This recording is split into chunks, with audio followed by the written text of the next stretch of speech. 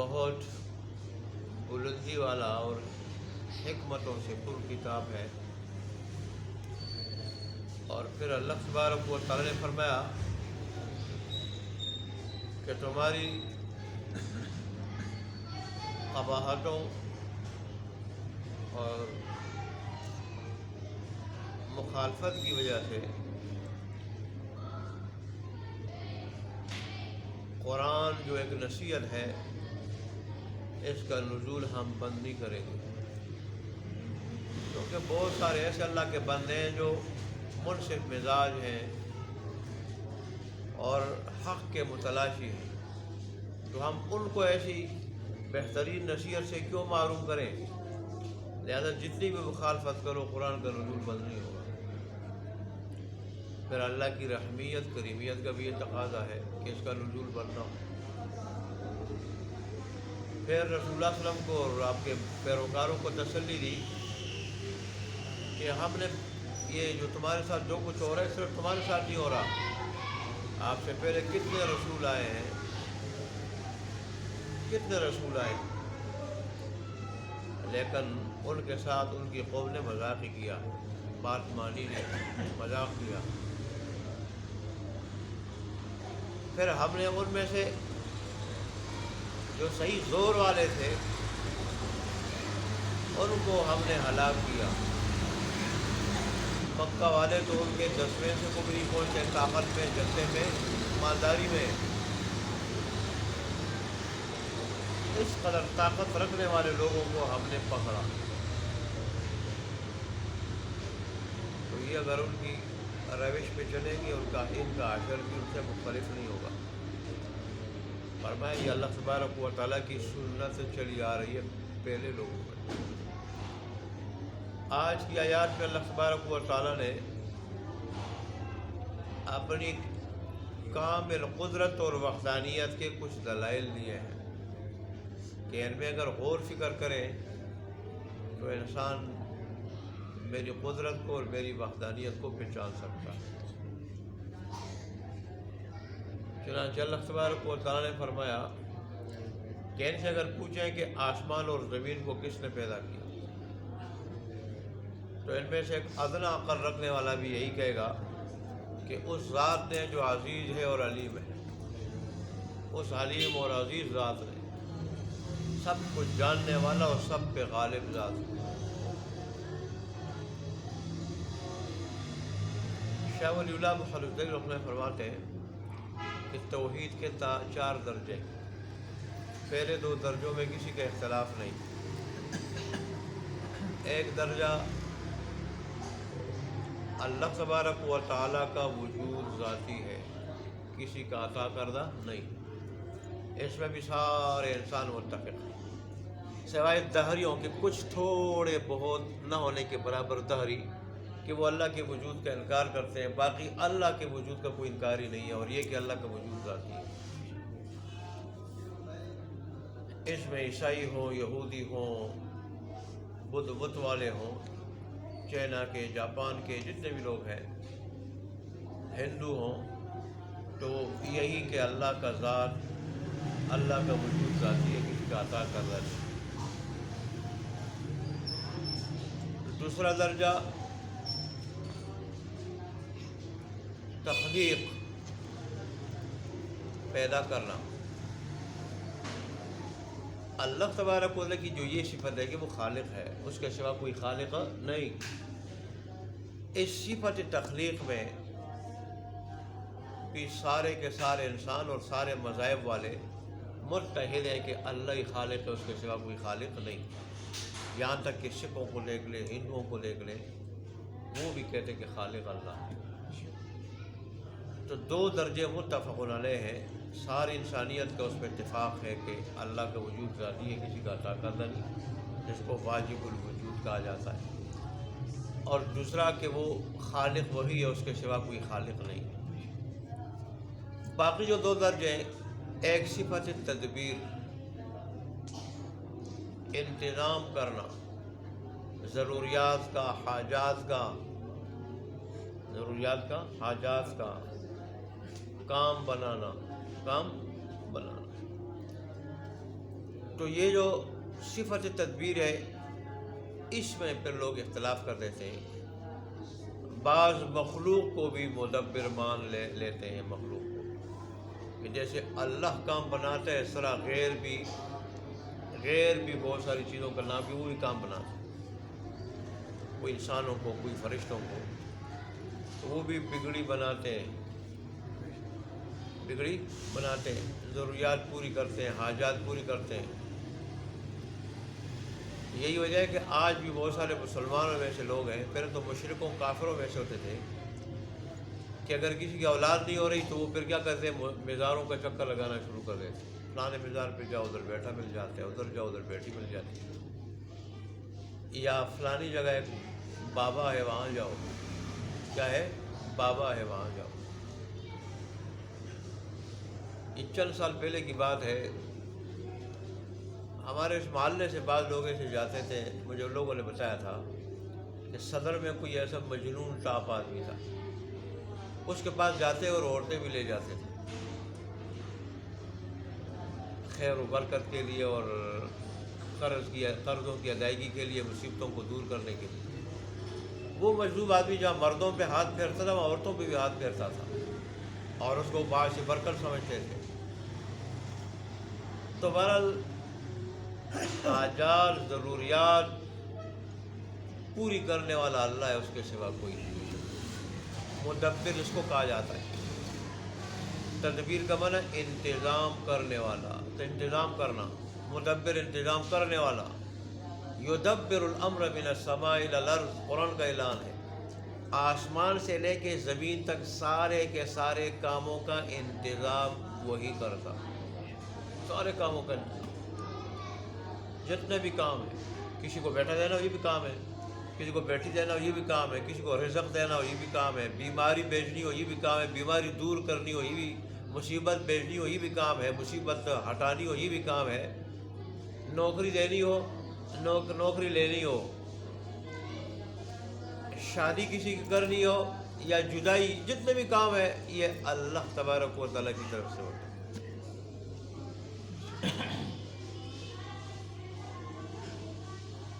کرنے والا اللہ کی ذات ہے. تو اس لیے انسان کی جتنی بھی ضروریات ہے، حاجات ہے، اس کو پوری کرنے والا اللہ ہے، اسی کو مدبر کہا جاتا ہے. تدبیر کرنے والا، انتظام کرنے والا. جو کہ تم نے یہ تدبیر کی، یہ منصوبہ بنایا، یہ انتظام کیا، تو مدبر بھی اللہ کی ذات ہے. چوتھی صفت عبادت ہے. عبادت میں بھی بہت سارے لوگ پھر کیا پھسل جاتے ہیں. یہ بھی جو ہے نا انسانوں نے اس کو اتفاقی مسئلے کو اختلافی بنایا ہے. اختلافی بنایا، یہاں بھی انسان اس کو چوتھے درجے میں پھسل جاتے ہیں بہت سارے. وہ کہتے ہیں جہاں اللہ کے ہاں سجدہ ہوتا ہے وہاں وہ مزار میں جاتے ہیں تو وہ بھی سجدہ کر لیتے ہیں. حالانکہ معتدل مسلک والے اور مستند علماء جس مسلک کے بھی ہوں وہ اس کو حرام کہتے ہیں. یہ جو گولڈے والے پیر نصیر الدین صاحب اس میں تقریر کرتے ہیں، بڑی سخت تقریر کرتے ہیں. وہ کہتے ہیں مشکل کشا اللہ کی ذات ہے، میں مشکل کشا نہیں، نہ میرے والد مشکل کشا ہے. مشکلات دور کرنے والا اللہ ہے، حاجت روا، حاجتیں پوری کرنے والا اللہ ہے. قبروں کو سجدہ کرنا حرام ہے، ناجائز ہے. قبر میں پڑھنے والا آدمی تو اپنی حفاظت نہیں کر سکتا. یہ ان کی تقریر ہے. پیر نصیر الدین صاحب جو فوت ہو چکے، قبر میں پڑا ہوا آدمی جو ہے نا وہ اپنی حفاظت نہیں کر سکتا. مولانا شاہ محمد نورانی صاحب سے کسی نے پوچھا کہ قبروں پہ، لڑکی نے سوال کیا تھا، کالج کی لڑکی تھی، کہ قبروں کو سجدہ کرنا کیسا ہے. انہوں نے کہا سجدہ کرنا حرام ہے. اگر سجدہ عبادت ہو وہ تو شرک ہے، کفر ہے، اور اگر تعظیمی ہو وہ بھی ہماری شریعت میں کیا ہے، حرام ہے. تو مستند علماء، معتدل علماء، وہ تو جس مسلک کے بھی وہ کہتے ہیں کہ جائز نہیں. ہاں جو نام کے مولوی ہوں، ہم تو ہر ایک کو جیسے داڑھی رکھی ہو، سر پہ پگڑی ہو، کہتے کیا ہے مولوی صاحب ہے جی، بڑی اچھی تقریر کی اس نے یہ مولوی صاحب. وہ اور پھر عوام خاص کر، یہ عوام جو ہے نا، عوام یہ اعتقاد میں، عقیدت میں پھر آپے سے باہر ہو جاتی ہے۔ ادھر رسول اللہ کے روزے مبارک پہ جائے تو وہاں وہ بوسہ دینا شروع کر دیتے ہیں، اور پھر وہ بوسہ دینے بھی دیتے، ان کو پتہ ہے اگر بوسہ دینے دیں گے ان کو تو کل بوسے کی بجائے سجدے بھی شروع کر دیں گے، سجدے بھی شروع کر دیں گے۔ اس لیے وہ جو سمجھتے ہیں کہ جو چیز شرک کی طرف لے جانے والی ہے تو اس سے بھی وہ روکتے ہیں، منع کرتے ہیں، کیونکہ اس سرزمین پر توحید پہ بڑی محنت ہوئی ہے، اس کے لیے ماریں کھائی گئی ہیں۔ تو بہرحال عبادت بھی سجدے کی شکل میں، رکوع کی شکل میں، غیر کے نام نظر و نیاز کی شکل میں، نظر و نیاز کی شکل میں، غیر کے نام تو جائز ہی نہیں ہے نا، نظر و نیاز کی شکل میں، سجدے کی صورت میں، رکوع کی شکل میں، ٹھیک۔ یہ عبادت بھی اللہ کے ساتھ خاص ہے، اس کے سوا کسی کے لیے جائز نہیں۔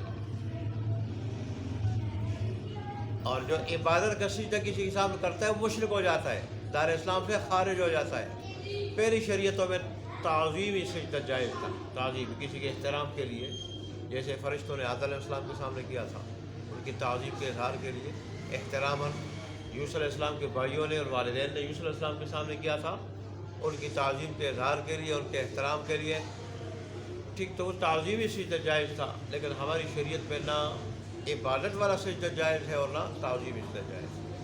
اور عبادت کا سجدہ تو کسی شریعت میں بھی غیر اللہ کے لیے جائز نہیں ہے۔ تو بہرحال وہ کہتا ہے کہ یہ 4 درجے ہیں توحید کے، جن میں آخری 2 میں لوگ کیا ہو جاتے ہیں، پھسل جاتے ہیں، اللہ کے ساتھ شریک کر بیٹھتے ہیں، شریک بنا لیتے ہیں۔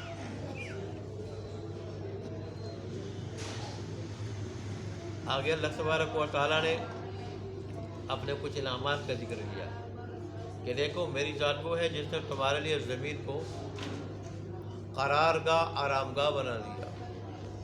مہد کہتے ہیں گہوارے کو، جیسے بچہ گہوارے میں اس کو سکون ملتا ہے، قرار ملتا ہے، ایسے ہی تمہیں بھی زمین میں کیا ملتا ہے، قرار ملتا ہے، سکون ملتا ہے۔ وہ گہوارے کو جیسے حرکت دی جاتی ہے تو بچہ خاموش ہوتا ہے، روتا نہیں ہے، اس کو سکون ملتا ہے۔ تو ایسے مفسرین نے بعض نے لکھا ہے کہ یہ زمین بھی کیا کر رہی ہے، حرکت کر رہی ہے۔ اللہ تبارک و تعالیٰ نے اس کو حرکت کرنے والی بنا کے ہمارے لیے سکون کا ذریعہ بنا دی، کیونکہ یہ جب اپنے محور جہاں یہ گھومتی ہے، روز چکر کاٹتی ہے، اس کے گرد جب گھومتی ہے تو دن اور رات کی شکل میں ہمیں فائدہ پہنچاتی ہے زمین، دن رات کی شکل میں، محور کے اپنے گھومنے کی جگہ، جو یومیہ گھومنے کی جگہ ہے، اس کے گرد جب گھومتی ہے تو 24 گھنٹے میں وہ چکر کیا کرتی ہے، کاٹتی ہے، مکمل کرتی ہے، اور اس کے نتیجے میں مختلف دن اور رات آتے ہیں۔ اور یہ جب سورج کے گرد گھومتی ہے تو وہ چکر یہ 1 سال میں کاٹتی ہے، 1 سال میں، وہ چکر جب یہ کاٹتی ہے تو اس کے نتیجے میں ہمارے پاس مختلف قسم کے موسم آتے ہیں، موسم بہار، خزان، موسم سرما، گرما، اور اس کے نتیجے میں ہمیں مختلف موسموں کی مختلف نعمتیں ملتی ہیں، جسم سے پسینے کا نکل جانا یہ بھی ضروری ہے، اور سخت سردی میں دھوپ کے ذریعے گرم ہو جانا، دھوپ لگانا یہ بھی ضروری ہے۔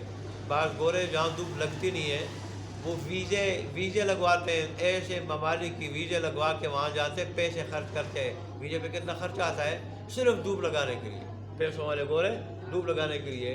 یہ دھوپ اتنی ضروری ہے انسانی جسم کے لیے۔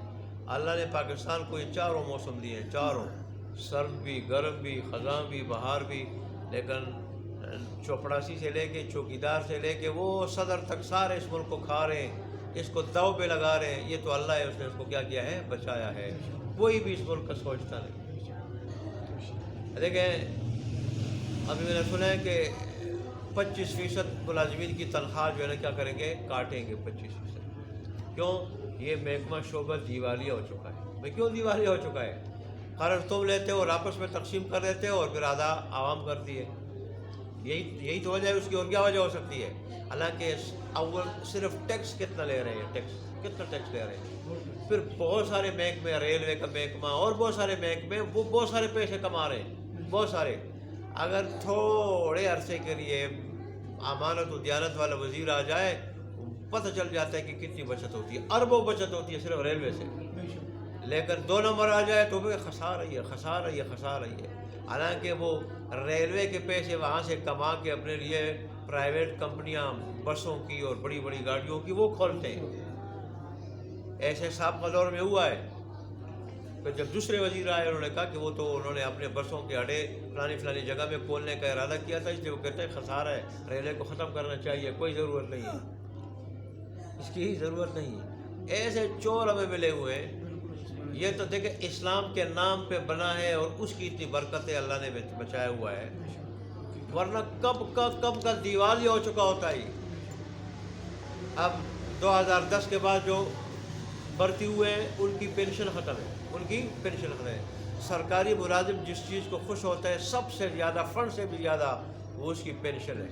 بڑھاپے کا سہارا ہوتا ہے. ہاں، بڑھاپے کا سہارا ہے کہ وہ پھر جو ہے نا جتنی اس کی زندگی ہے اس کے بعد تو اس زندگی اس کو ملتی رہے گی، اور پھر اس کے بعد اس کی بیوی کو ملتی رہے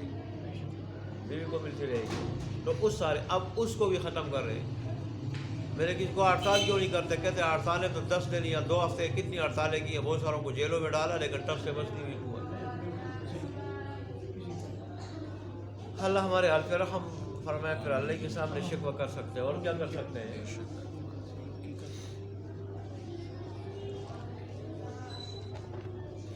سونے کی چڑیا ہے، جیسے تقی صاحب کہتے ہیں ہمارا ملک سونے کی چڑیا ہے، لیکن ہمیں قدر ایک قسم کا پھل یہاں پیدا ہوتا ہے، صرف ایک قسم کا لے لیں، یعنی ایک پھل لے لیں، اس کی بے شمار قسمیں، ایک سیب بے شمار قسموں میں پیدا ہوتا ہے یہاں سے. اور ممالک میں ایک قسم کا سیب، اور وہ بھی ترش، فخر کرتے ہیں ہمارے یہاں جی سیب پیدا ہوتے ہیں. یہاں پر نام اتنے ہیں کہ یہ گولڈن ہے، کالا کلو ہے، یہ وہ ہے، اور ایسے عجیب سیب، لیکن صحیح چھپا کے باہر بیچتے ہیں. ہر ایک آدمی ڈالر کے چکر میں بس رات ہی رات کو بنگلے والا، کار والا بن جائے بس، جس طریقے سے بھی ہو. حالانکہ مومن کی یہ سوچ نہیں تھی. مومن کی یہ سوچ ہوتی تھی کہ رات ہی اللہ کو راضی کر لے، اللہ کو راضی کر لے، اور یہ اگر اللہ کے پاس جائے تو اللہ راضی ہو. بس اللہ ہمارے حال کرا. اس لیے تو کوئی حال نہیں ہے نا، پریشان ہے. تو کہہ رہے زمین کو دیکھو تمہارے لیے بچے کے گہوارے کی طرح امن و سکون والا، تمہیں ضروریات دینے والا کس نے بنایا ہے؟ ہم نے بنایا. اور پھر اسی زمین کے اندر پہاڑ ہوں یا ہموار ہو، راستے کس نے بنائے تاکہ تم ایک جگہ سے دوسری جگہ جا سکو. ساری میری جان کامل قدرت کے دلائل ہے، وہاں میری وحدانیت کے دلائل ہے.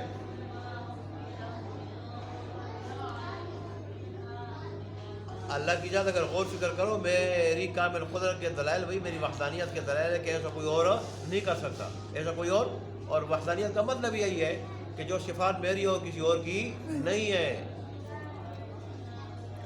میری صفات کا کوئی اور نہیں، میرے مقابلے کا کوئی اور نہیں، یہی وحدانیت ہے. لہٰذا جو میرے مقابلے کا کوئی نہیں، میری طاقت کا کوئی نہیں، تو پھر عبادت کا لائق بھی میرے سوا کوئی نہیں. میری ذات کو ہے جس نے تمہارے لیے ایک خاص اندازے سے پانی کیا کر دیا، نازل کیا. اتنا میں نازل کروں جب میں عذاب پہ آ جاؤں، اتنا نازل کروں سیلاب آ جائے تو ظاہر اس میں کیا فائدہ ہوگا. اتنا نازل کروں کہ اس سے سخت گرمی کے موسم میں زمین تر بھی نہ ہو جائے، آبس اور اٹھ جائے تو اس کا کیا فائدہ ہے. میں ایسے خاص اندازے کے ساتھ نازل کرتا ہوں کہ سیلاب بھی نہ آ جائے، وہ نقصان بھی نہ ہو جائے، اور زمین میں رویدگی کی طاقت پیدا ہو جائے.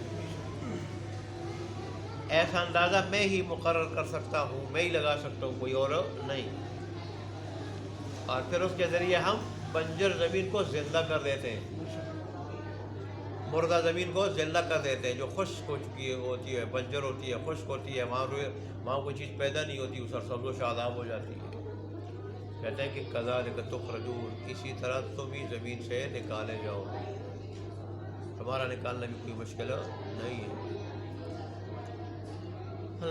پھر اللہ نے آگے یہ فرمایا کہ دیکھو ہر چیز کے اس نے مختلف قسمیں بنائی اور جوڑے پیدا کیے، انسان جوڑا، جانور جوڑا، یہاں تک کہ درخت بھی کیا ہے نر اور مادہ کی شکل میں جوڑا ہے۔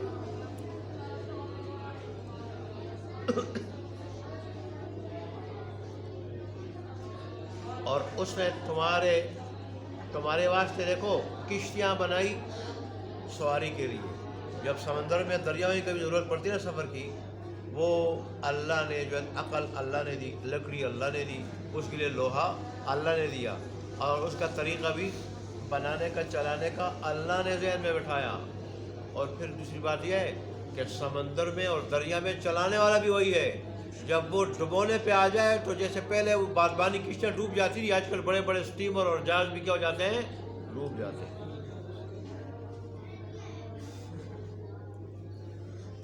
اسی وجہ سے کہ اللہ کے بنائے ہوئے ہیں، اور انسان ایک 5-6 فٹ کا اگر اللہ نہ چاہتا ہو تو اس کے قابو میں، جہاں عام گھوڑا، اونٹ یہ اس کے قابو میں نہ آتا، وہاں ہوائی جہاز بھی اس کے قابو میں نہ آتا، سمندری جہاز بھی اتنا بڑا لاکھوں ٹن وزن اس کے قابو میں نہ آتا، سمندر کی موجیں بھی جو ہے نا اس کے قابو میں نہ ہوتی، وہ بھی مخالف چلتی اور اس کو کیا کر دیتی، ڈبو دیتی۔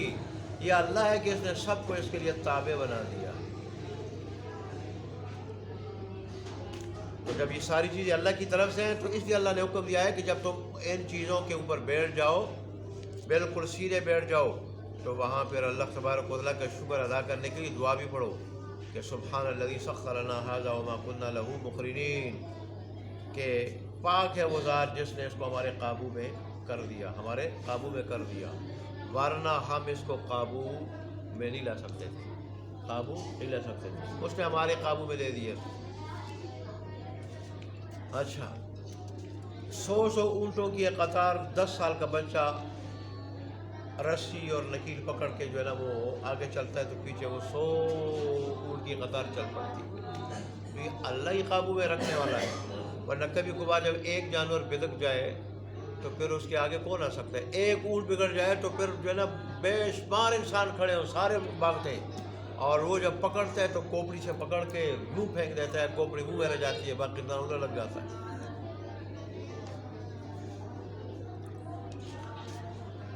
اسی طرح جیسے اب ہم سفر پہ جا رہے ہیں تو ایک دن ہم نے رب کی طرف جانا ہے، رب کی طرف جانا ہے، لیکن دنیاوی سفر سے قرآن کی تعلیمات عجیب ہے۔ قرآن کی تعلیمات کے پاس جو آدمی آئے گا تو قرآن کی تعلیمات ایسی ہے کہ زندگی کے، دنیاوی زندگی کے موڑ موڑ پہ آخرت کی یاد دلاتی ہے، آخرت کی یاد دلاتی ہے۔ یہاں بھی اللہ نے کہا کہ جب تم دنیاوی سفر کرتے ہو تو ساتھ ساتھ یہ بھی یاد رکھنا ذہن میں کہ ہمیشہ ادھر نہیں رہنا، ہم نے رب کے پاس بھی جانا ہے، وہ سفر بھی کرنا ہے، اور پھر اس سفر میں تو ہم نے اپنی عمر کا، زندگی کا، دنیاوی نعمتوں کا حساب بھی دینا ہے، حساب بھی دینا ہے۔ بظاہر تو ہمیں پانی جو ہے نا معمولی نعمت لگتا ہے پانی، لیکن پانی اتنی بڑی نعمت ہے کہ 2 گلاس پانی پہ ایک آدمی بنی اسرائیل کا اس نے 500 سال کی عبادت دے دی تھی، 2 گلاس پانی۔ یہ تو جب پیاس لگی ہو، گرمی کا موسم ہو، سردی میں بھی پیاس لگی ہو، پانی نہ ہو، پھر پتہ چلتا ہے کہ یہ کتنی بڑی نعمت ہے۔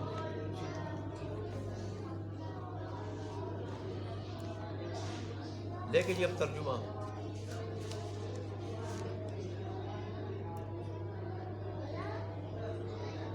اور اگر آپ ان سے پوچھ لیں کہ کس نے بنایا آسمانوں کو اور زمین کو تو ضرور یہ کہیں گے کہ ان کو پیدا کیا عزیز اور علیم ذات نے، وہ جس نے بنایا تمہارے واسطے زمین کو بچھونا یا گہوارہ، اور بنایا تمہارے واسطے اس زمین کے اندر راستے تاکہ تم راہ پاؤ،